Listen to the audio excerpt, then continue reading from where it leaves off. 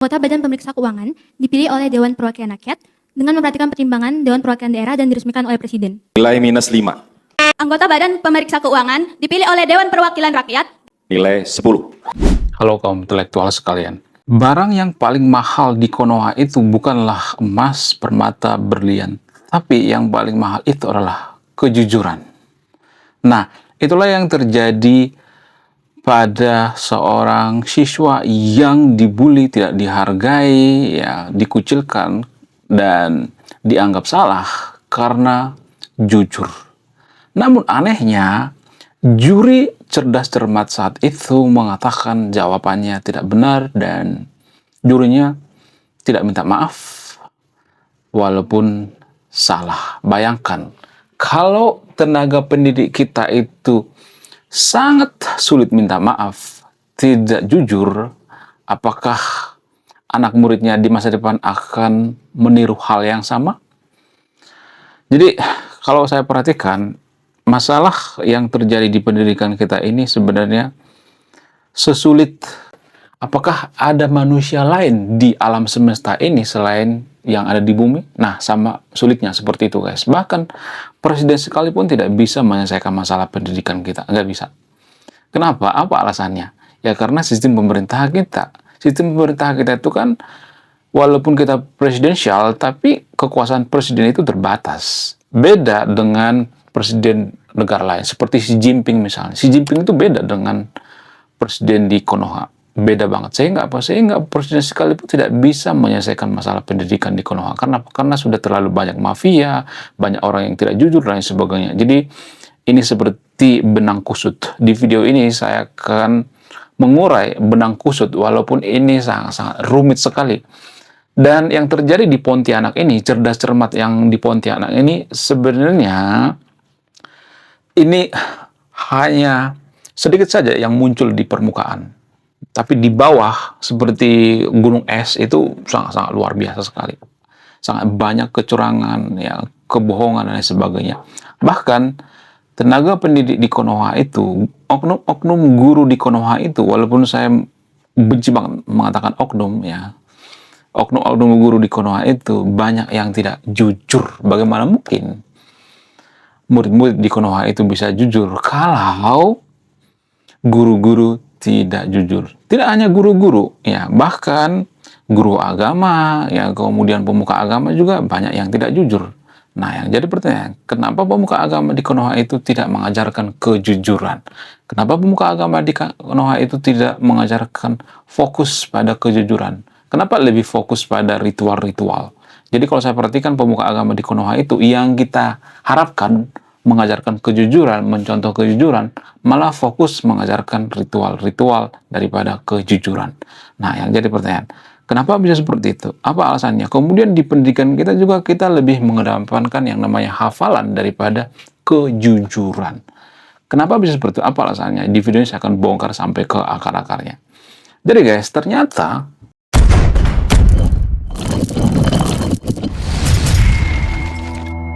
cerdas cermat yang ada di Pontianak ini, jadi kronologinya jawaban seorang siswa, seorang perempuan siswa yang mengadakan lomba cerdas cermat, jawabannya sebenarnya sama aja sebenarnya dengan jawaban yang lainnya gitu ya, yaitu siapa yang memilih BPK? BPK itu bukan babi panggang karo ya, bukan.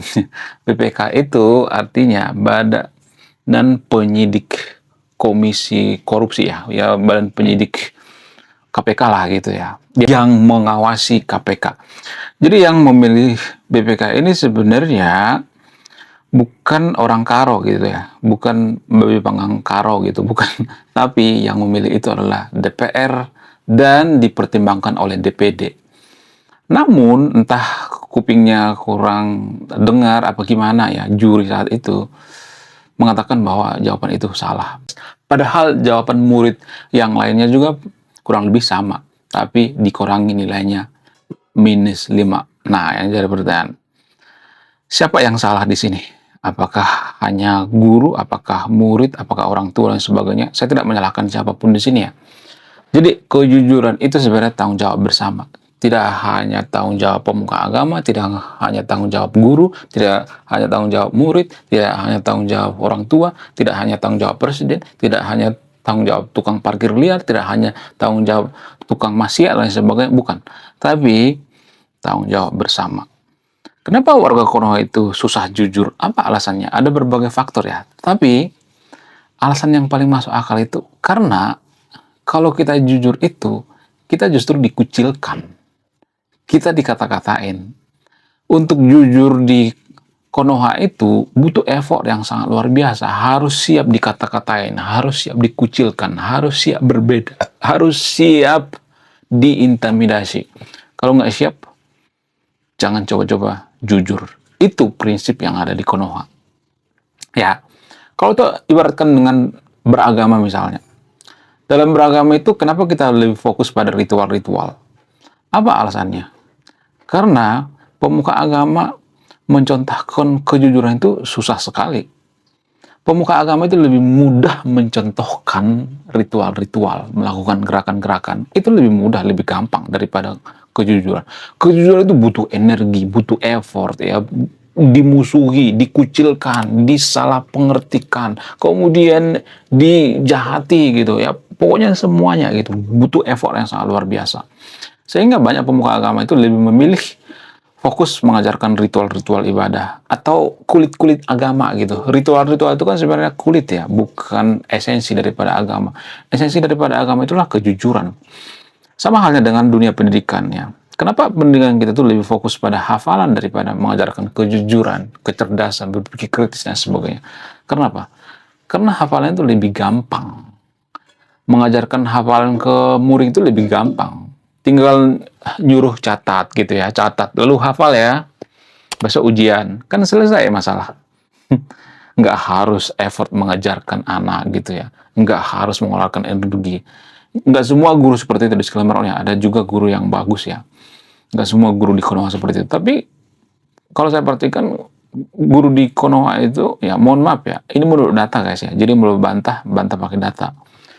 Guru-guru di Konoha itu lebih daripada setengah tidak layak mengajar. Ya, itu menurut data, menurut fakta. Kenapa bisa seperti itu? Kenapa tidak layak mengajar? Apa alasannya? Ada berbagai faktor ya. Yang pertama itu perekrutan asal-asalan, kemudian SDM rendah banyak di Konoha ya, terutama calon-calon guru, kemudian pendidikan.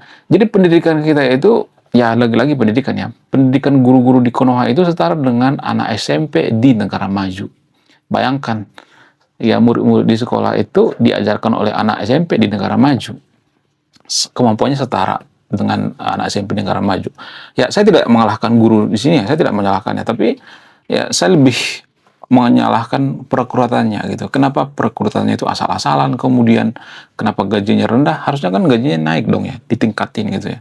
Kemudian ada banyak guru di Konoha itu yang penting kerja daripada nganggur ya, daripada gembel ya, daripada nggak ada kerjaan, ya udah guru aja deh. Sehingga mereka nggak punya kemampuan, nggak punya kompeten ya.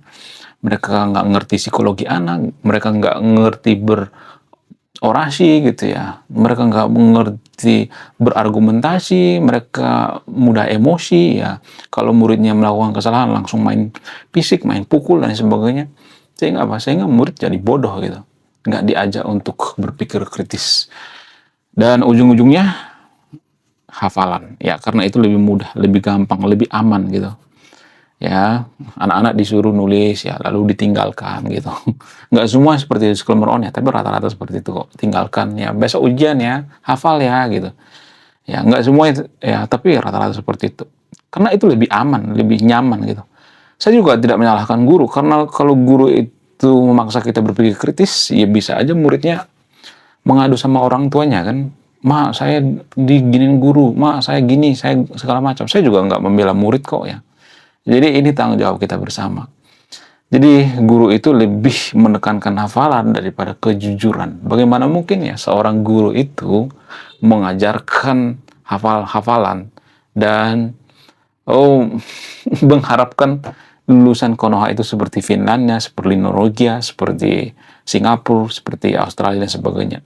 Jadi kalau murid kita itu diajarkan hafalan, ya kita akan memproduksi murid-murid yang kaya dengan hafalan gitu. Di Konoha itu kan banyak penghafal-penghafal gitu. Saya tuh paling susah menghafal. Dulu waktu saya SD, SMP itu, saya tuh paling susah banget menghafal. Ya, kemudian menghafal perkalian, pertambahan segala macam susah banget ya. Kemudian ya kalau disuruh menghafal itu saya tuh paling paling stres dulu ya. Saya lebih baik menganalisis gitu ya, meneliti gitu ya, atau berpikir kritis ya, lebih baik seperti itu ya. Tapi kan pendidikan kita kan nggak mengedepankan berpikir kritis gitu ya. Kenapa? Karena faktor daripada feodalisme. Selain tidak mengajar kejujuran, kita juga tidak diajarkan berpikir kritis karena feodalisme, feodal. Di sekolah-sekolah itu kan ada sistem feodal ya. Bahkan guru-guru juga, kalau guru-guru sudah tua ya, udah tua, banyak tingkah misalnya, nggak semua guru seperti itu ya di Konoha ya. Udah tua, banyak tingkah, feodal dan lain sebagainya. Apakah ini ditegur sama kepala sekolah? Enggak. Kepala sekolah kan mengatakan, biarin aja dah, nggak usah lah. Dia kan sudah lama ngajar di sini, biarin aja, nggak usah. Nanti urusannya makin runyem gitu ya. Karena kalau guru-guru senior itu ditegur, maka guru-guru senior itu biasanya akan mengatakan, lu belum lahir, gua udah ngajar di sekolah ini. Dengar ya, bocah gitu ya. Bahkan bisa melawan sama kepala sekolah juga gitu. Lu belum lahir, gua udah ngajar di sekolah ini. Nah kalau udah ngomong seperti ini namanya feodalisme. Susah ya kalau sudah seperti ini. Makanya Jepang itu bikin semacam outsourcing gitu. Apa sih outsourcing? Outsourcing itu sistem kontrak. Jadi guru-guru di Jepang itu sistem kontrak. Ya per 5 tahun, per 3 tahun gitu. Jadi suatu saat gurunya bermasalah, suatu saat gurunya feodal, suatu saat gurunya nggak bisa diatur, ya nggak produktif lagi gitu.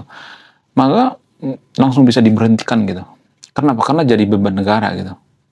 Ya diganti dengan yang baru gitu ya. Diganti dengan guru-guru yang energik gitu ya.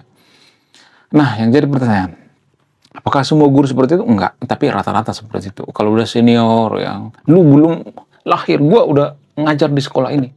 Lu mau apa? Nah, itu namanya feodalisme. Bahkan guru juga seperti itu. Kalau kalau murid mendebat guru, lu apa?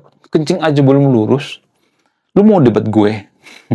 Jadi, nggak semuanya, tapi ya, guru-guru di Konoha itu rata-rata seperti itu. Bagaimana dengan negara maju? Negara maju nggak seperti itu. Kalau lu lebih jago, kalau lu lebih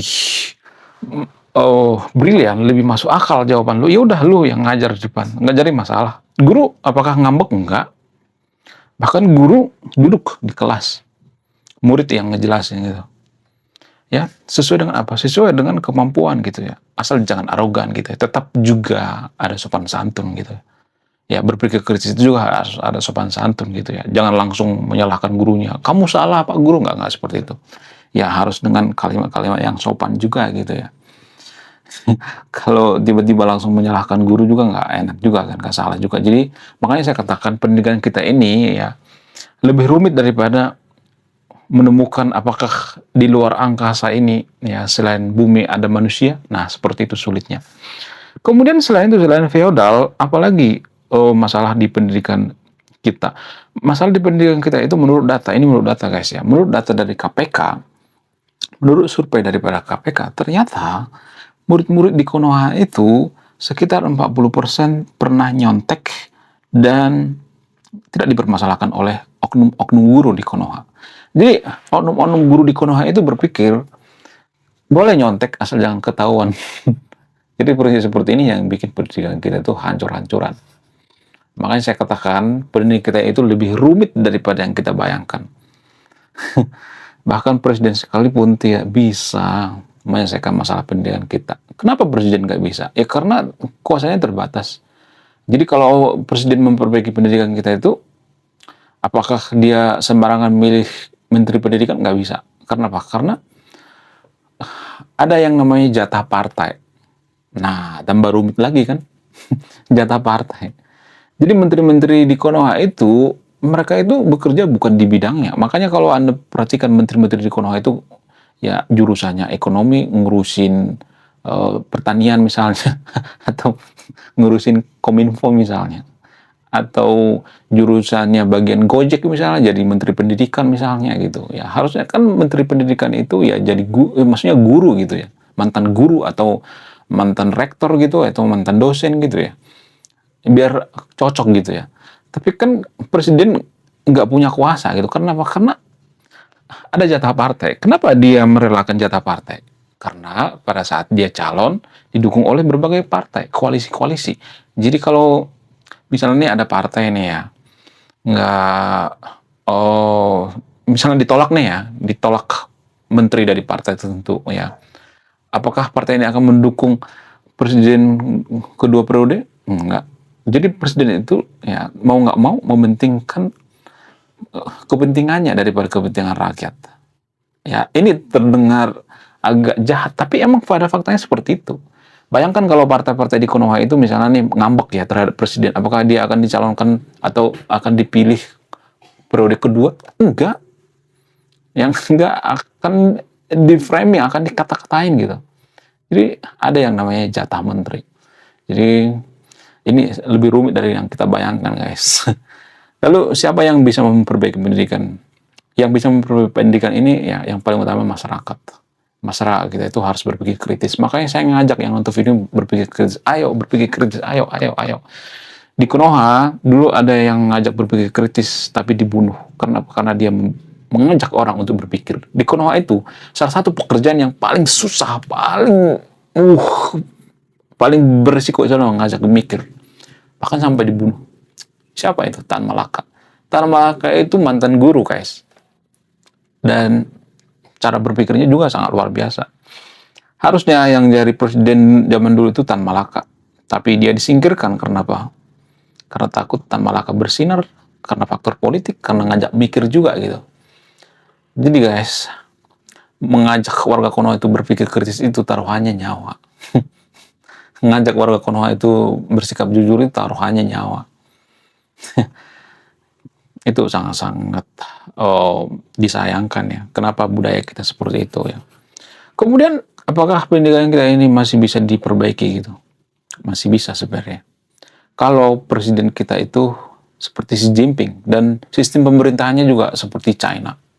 Kita butuh iron hand atau tangan besi yang bisa merombak ini semua gitu. Menerobos ini semua. Tapi walaupun saya mengatakan kita butuh pemimpin bertangan besi, harus yang baik ya, yang bagus ya. Bukan seorang pemimpin bertangan besi yang jahat, bukan seperti itu, yang bagus. Itu lebih bagus, guys. Ya, bukan berarti saya membenci demokrasi, enggak. Karena gini ya, kalau misalnya nih ada seorang presiden misalnya nih ya, dia pengen memperbaiki pendidikan. Ya, periode pertama misalnya. Lalu dia menolak-nolak nih, ditolak-tolak jatah-jatah menteri. Kemudian ya dia tidak menerima usulan daripada ormas-ormas gitu. Misalnya ini ada titipan dari ormas-ormas, dari mafia dan sebagainya gitu ya. Dari waktu dukung dia waktu kampanye gitu kan ada ormas-ormas tuh ya. Nah kalau dia menolak ini semua, gimana coba? Dia akan dijegal gitu. Susah banget. Seorang presiden sekalipun bingung gitu ya memperbaiki pendidikan kita. Lagian kalau pendidikan kita juga diperbaiki, nggak langsung kelihatan. 10 tahun nggak kelihatan. 20 tahun baru kelihatan. Bayangkan kalau Anda seorang presiden, Anda dituntut ya, kinerjanya mana. Tapi Anda tidak bisa menunjukkan kinerja Anda. Karena apa? Karena Anda fokus pada pendidikan. Membangun pendidikan itu butuh 20 tahun. Sangat berat sekali ya. Membangun pendidikan itu sama seperti nanam pohon. Ya. Jadi kejadian-kejadian seperti yang ada di Pontianak ini, cerdas cermas ini sebenarnya ini buah daripada pendidikan kita gitu. Ya, bayangkan pendidikan kita itu sudah tidak jujur, gimana kita menciptakan murid-murid yang jujur ya kan? Itu yang jadi permasalahan. Jadi yang ada apa? Yang ada pendidikan kita itu menciptakan generasi sampah peradaban. Bukan berarti saya mengatakan semuanya ya. Sampah peradaban yang ada di Konoha. Ini di Konoha, bukan Indonesia ya, karena warga Indonesia anti kritik ya.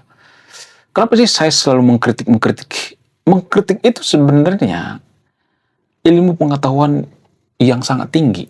Mengkritik itu lebih bagus daripada menghafal asal kritikannya tepat sasaran gitu. Bukan menghina gitu. Warga Konoha itu kan kalau sedikit saja dikritik, ya, maka dianggap menghina. Enggak. Ya.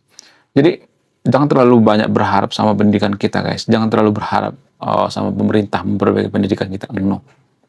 Bukan karena mereka nggak mau, tapi harganya terlalu mahal. Yang bisa memperbaiki pendidikan ini siapa? Kita. Kita yang belajar gitu. Orang tua, ibu-ibu yang punya anak belajar, baca buku gitu ya. Boro-boro baca buku ya. Gimana caranya? Kita baca buku ya, nonton video aja bisa ngantuk, malas gitu ya. Itu tuh ya pengennya yang lucu-lucu gitu ya. Kita nonton yang lucu-lucu ya, walaupun kurang berfaedah juga gitu ya. Kita tuh nggak suka yang mendengarkan video-video edukasi. Kalau saya bicara data ya, kalau saya bicara sains murni itu pasti banyak orang kono ngantuk ya. Kenapa? Ya karena pendidikan kita itu nggak menciptakan murid-murid yang curiosity gitu ya, yang penasaran dengan ilmu pengetahuan. Enggak. Kita itu jadi sampah peradaban, guys. Saya juga termasuk ya. Saya tidak menggurui yang nonton video ini. Disclaimer on ya. Saya nggak menggurui. Silakan simpulkan sendiri. Saya tidak akan menyimpulkan. Menurut Anda gimana? Coba tulis kolom komentar ya. Belum kita lanjut. Jadi guys, kemarin ada yang nanya, lu apa sih kontribusinya bagi negara ini? Kontribusi saya ini guys ya. Nulis buku. Judulnya Budi Tanpa Pekerti. Ini temanya bahas tentang agama. Kemudian sama luka. Kisah dalam buku ini ada seorang kiai bingung memilih antara menyelamatkan hutan atau menyelamatkan 1000 anak yatim. Link pembeliannya ada di pin komentar video ini. Oke guys, sekian video ini. Terima kasih sudah memahami. Saya kaum intelektual, salam rasional.